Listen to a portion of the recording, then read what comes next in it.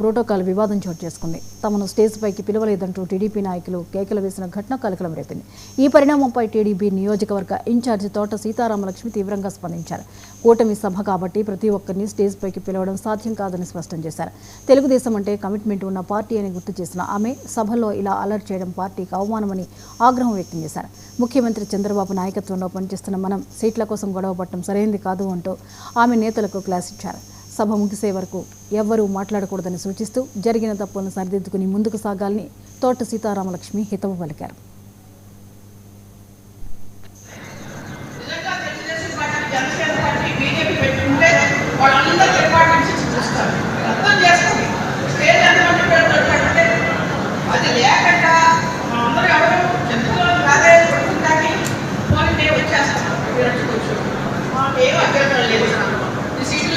మాకేమి లేదు.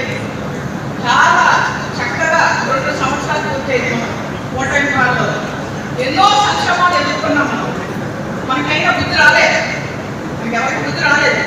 అన్ని సంక్షేమాలను రోడ్లకి కేసులు పెట్టించుకున్నా సరే ఇప్పుడు చాలా చక్కగా కష్టపడి సంక్షేమం కాదు ఇది పరిపాలన చేసిన ఓటమి ప్రభుత్వానికి మనం మద్దతు తెలియజేయాలి, మన సంతోషాన్ని వ్యక్తం చేయాలి.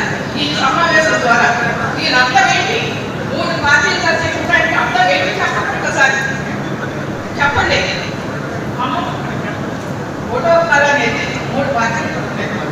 ఒకే పార్టీలో అయితే తెలుగుదేశం, జనసేన, బీజేపీ అయితే ఎవరిని పిలవగానే అది పరిస్థితి కాదు.